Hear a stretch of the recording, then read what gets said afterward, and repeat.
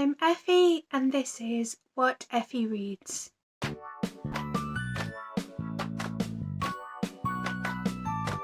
This weekend is the second weekend of Whateverthon, which is the readathon run by Maddie over at Book Browsing Blog.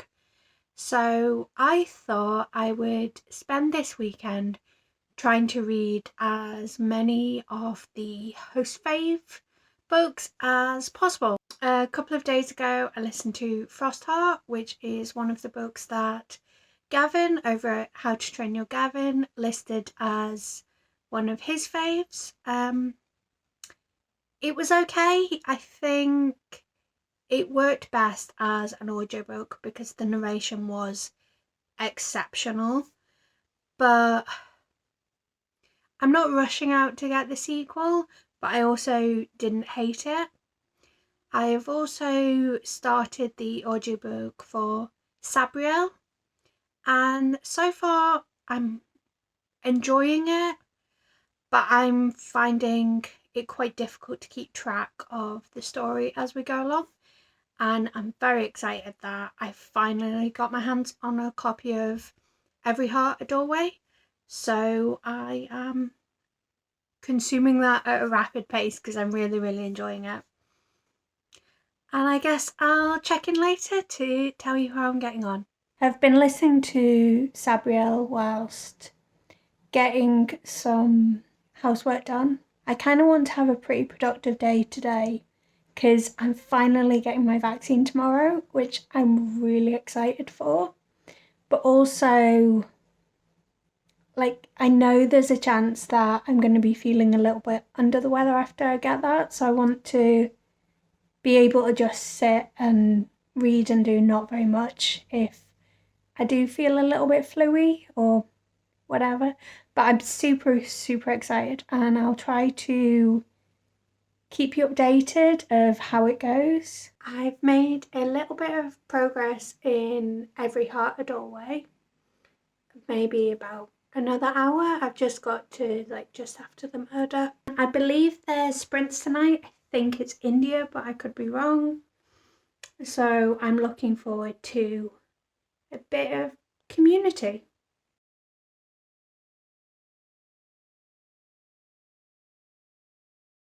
I've now managed to finish Every Heart a Doorway.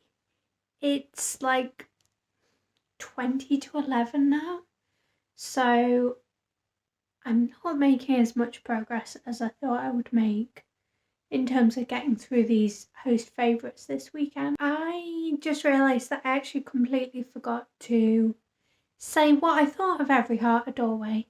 It's not a 5-star for me, but I did enjoy it, and I love the varied Sorry, my cat just did the cutest little stretch.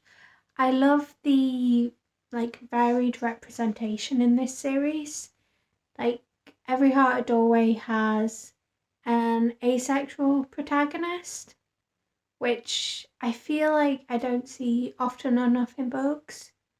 Maybe it's just that I'm not looking for them, but I feel like, having a gay or a bi protag is a lot more common than other queer identities.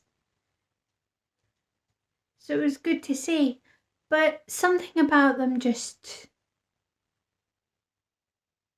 it just wasn't at the bar that a 5-star is for me, which is fine. It does occur to me though that I've been told that this book is 100% not a kid's book, etc. And I'm fair enough if it isn't middle grade, but maybe I just have a really warped perception of what is appropriate for kids, or maybe I just read stuff that was not generally what you would give to kids. But this book definitely didn't feel not middle grade. I don't know. I've been told it's not middle grade. I don't have any kids of that age in my life, so I'm not going to be randomly handing it to them. But Just didn't read as adult as I expected it to. I've not long woken up, hence why I might look a bit shaggy. I've got about an hour until I need to leave for my vaccine appointment. It's currently just before 9 and my appointment's at 11:15, but obviously I've got not much of an idea about what it's going to be like when I get there, and it's close to me, but like it's still going to be a bit of a trek to get there, so I need to factor that in as well. I can't remember if I said in my last update, but I've decided to start The Black Flamingo, which is a reread for me, and as I'm reading it, I'm remembering why I loved it so much the first time. It's just such a sweet, beautiful, and very honest story, and the format of it means that it tells you a lot in not very many words. So I don't know if I'm going to finish that in the next hour, but I think I'll try, and then I'm not sure. So as I said, this book's a reread for me, but I just thought I'd pick up on this that I didn't notice the first time. You see how there's like faint writing on the right hand side? It all appears to be, well, it obviously is, a mirror of the text on the left, which I think is a really cool detail and so clever. Like, there's so many clever things to this story, but I just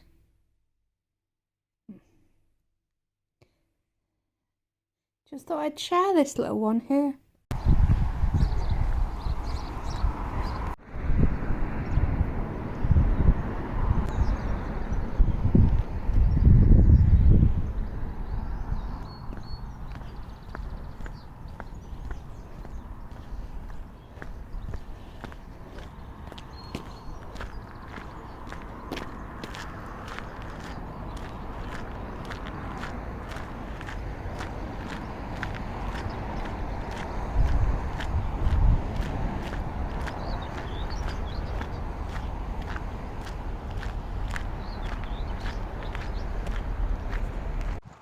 I have to say, I'm really glad I headed out early because there's no signage around here. There's a massive building, but no idea where the entrance is. I've got 15 minutes before my appointment and I'm not convinced I'm going to find it in time.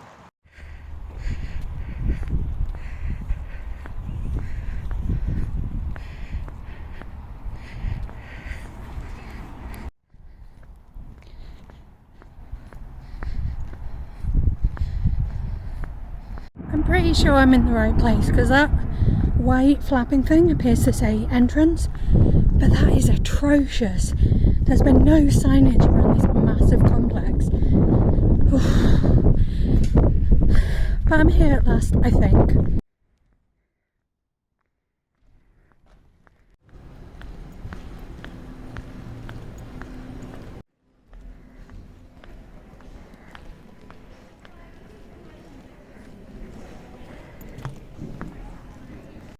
I'm vaccinated! Yay! I got my vaccine about 30 minutes ago, and this is me just making my way back to the bus to get home. It was nothing like I expected. It was basically empty and I got straight in to my vaccine, and then obviously they asked all the usual questions. That went fine, and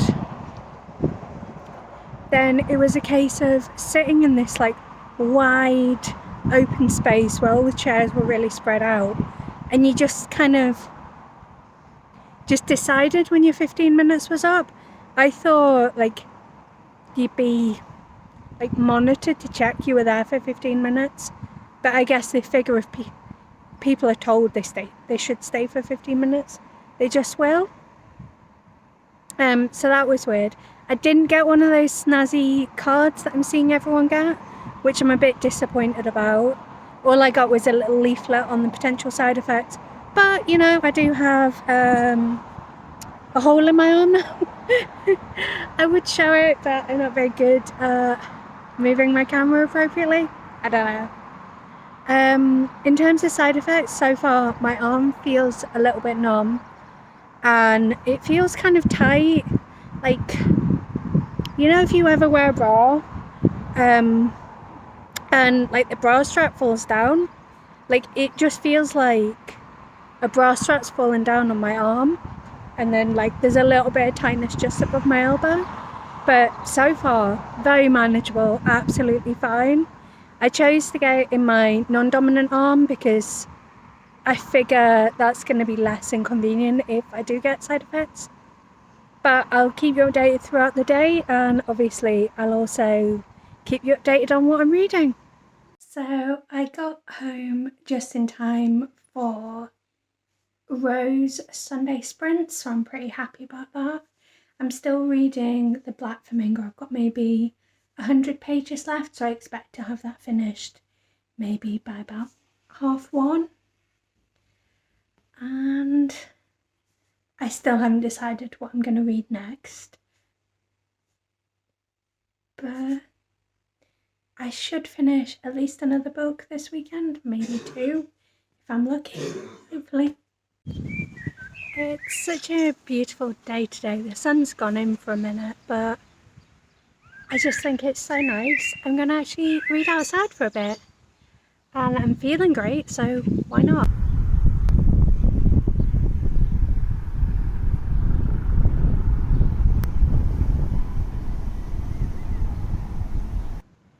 I've now finished Black Flamingo, which I think is the second host fave that I've finished this weekend.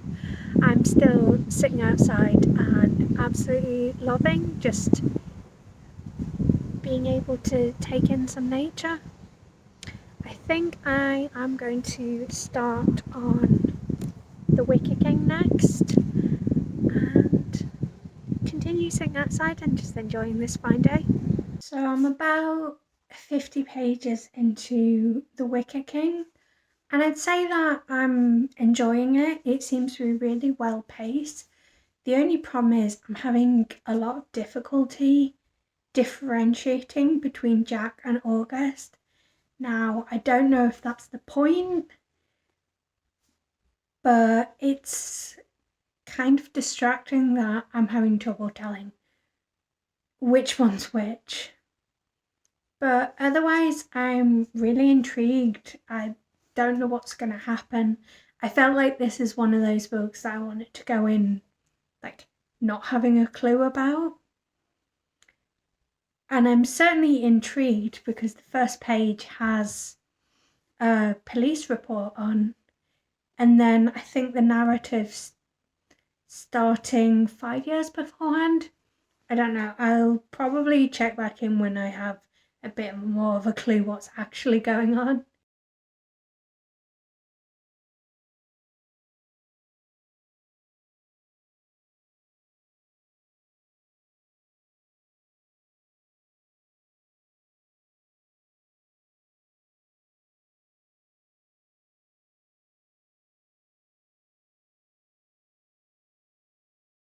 I'm just popping in with a bit of an update. I've got Chloe's sprints on in the background, and I'm about 150 pages into The Wicker King. I feel like I'm having an easier time differentiating between August and Jack, but the story's kind of tricky to follow along with. In terms of how I'm feeling in general, I've had a sort of very low level headache for, I'd say, probably a couple of hours now, but it could just be that I'm feeling a bit dehydrated. Although, kind of as the days progressed, I've gotten more and more achy, just like my whole body's just aching. So laundry's been out for a few hours, so I'm thinking I'm going to go and check if that's dry, and it'll give me a chance to kind of stretch and see how I'm feeling, and then I can put my pyjamas on, which I think I'll really appreciate as well.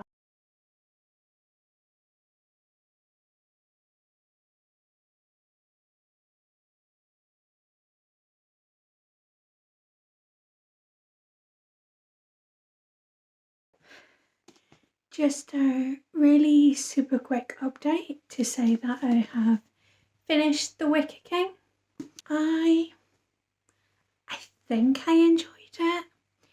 It was really difficult to follow, but I think it's kind of the point. You're getting swept up in the madness that ensues throughout the book.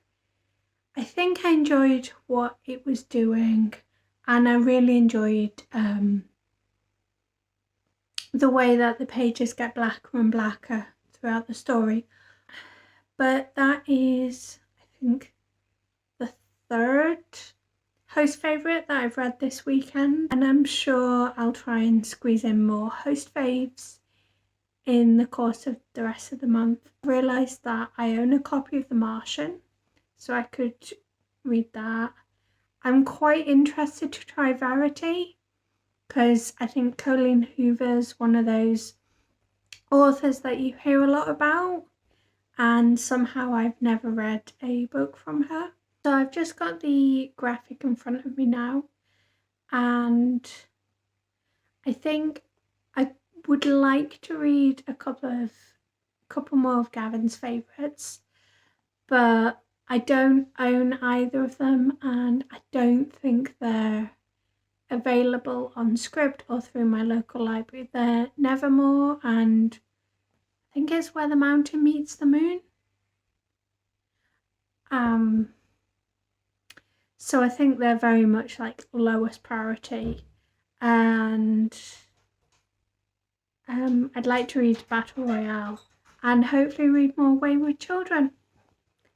But I'll probably update in the morning with how I get on with the manga. So despite saying that I was going to try and read some of I Hear the Sunspot last night, I ended up going to bed and basically just crashing.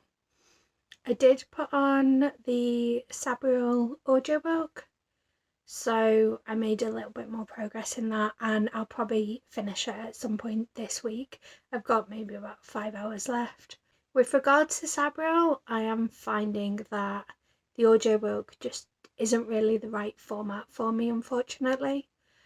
I love that it's narrated by Tim Curry, and for that reason and that reason alone, I'm probably going to continue the series by listening to the audiobooks, but I'm really struggling keeping track of what's going on. I don't know if it's just my frame of mind or if I need to slow down the playback speed. Honestly, not really sure. But like, I'm enjoying it. I just think I'm not getting as much out of it as I probably should. This weekend, I managed to read 3 host faves. I read Every Heart a Doorway, which was one of Rose's faves, and I enjoyed it. I wouldn't say it was a 5-star. It was a lot of fun. Well, I say a lot of fun. Like, it's a murder mystery with a slight fantastical element. It was pretty much like kind of what I'd expected. I'd heard it was a murder mystery, so that didn't surprise me as much as like it possibly could have. It makes me want to explore these different worlds that these characters have been to. And I'm interested to see how it all matches up, because I don't know much about the series, so I don't know if the rest of the books go forward from there or if you go backwards. Like, I would really like to visit some of the worlds for the characters that unfortunately die in the first book. But I suppose it is possible that you can meet new characters that have been to those worlds. I don't know. And I will say I get why people love Cade. Cade is a fantastic character, and I can't wait to read his book, although I do know that, well, I've heard that it's going to be the last book in the series, so it's going to be kind of bittersweet when we eventually get Cade's book for that reason. I also read The Black Flamingo, which is one of India's faves. It was a reread for me, and it was exactly as good as I remembered. It is a little bit slow to start, but then once it gets into it, it just has really, really great vibes, and it is such a affirming book to read.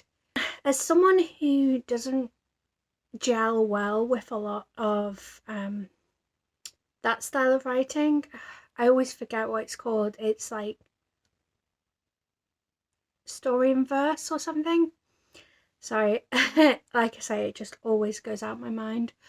I generally find it quite difficult to follow that kind of story, but it works so well with the Black Flamingo, and I quite enjoy the little illustrations throughout.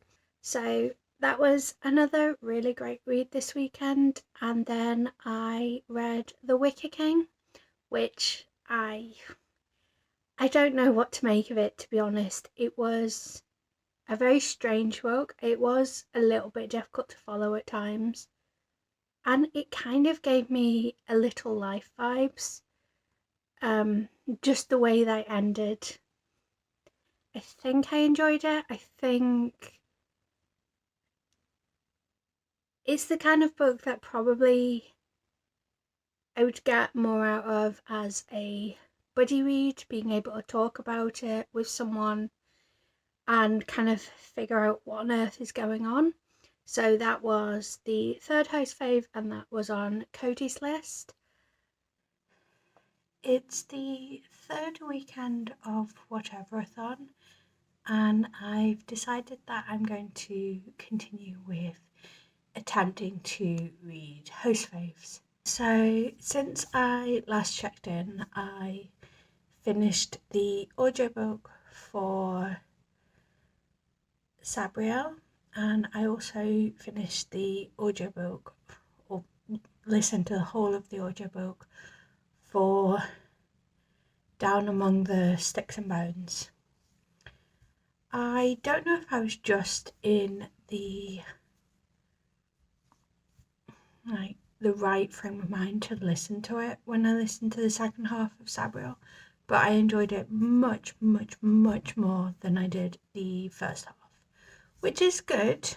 I actually now am quite fancying listening to the next audiobooks, but my priority in terms of audiobooks is to try and listen to all of the Wayward Children books.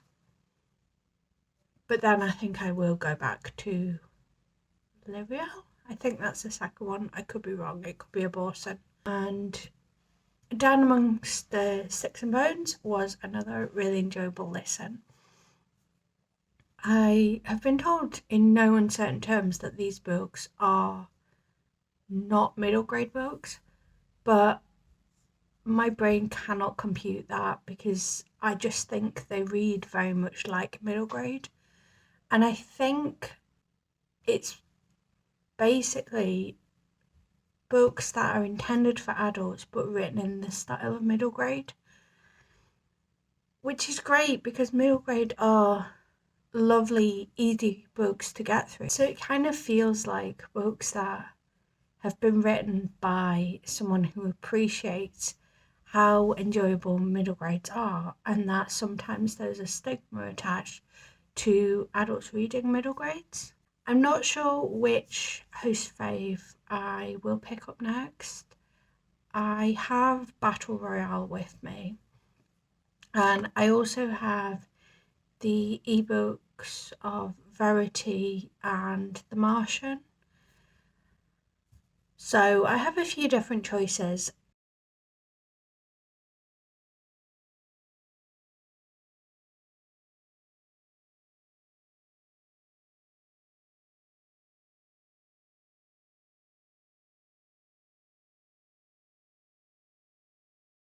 just a re-update on my attempts to read House Faves. I finished the arc that I was reading last night and I've now started Battle Royale and Verity.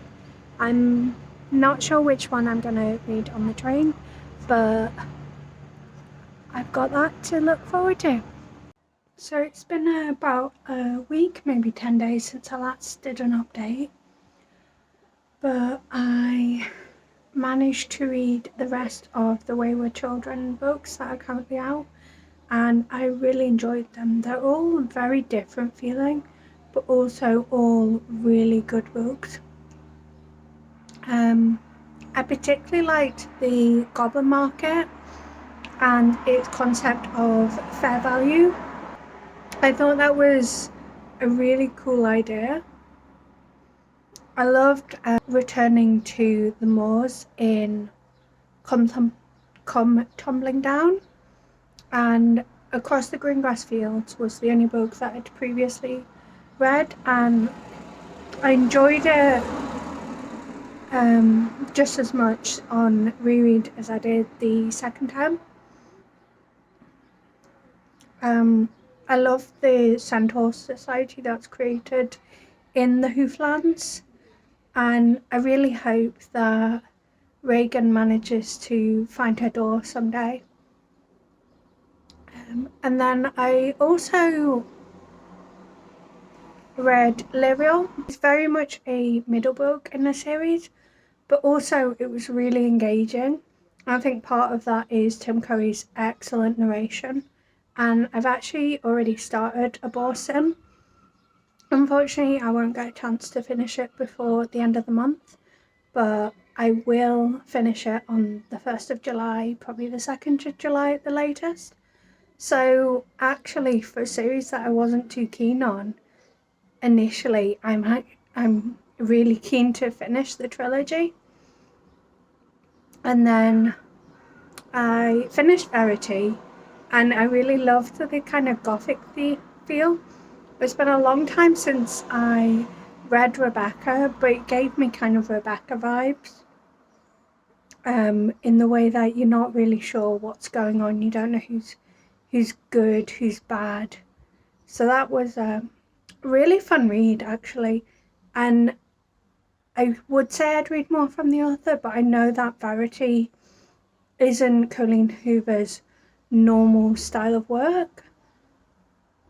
And then I have also read Battle Royale and Battle Royale Angel's Border, which both of them were absolutely excellent books and lived up to the hype I'd created for them in my mind. I loved how twisty and turny Battle Royale was, and that you didn't have any real clue about how it was going to turn out in the end. And then Angel's Border created a really cool look into some of the backstories of some of the characters, which I really, really liked. So overall, it's been a really great month, and I've read a whole heap of host faves. In fact, I'll put an image on screen and you'll see all the host faves that I managed to read. And I'd love to know how you all got on with Whateverthon. Did you read any host faves? Let me know what you thought. And until next time, bye!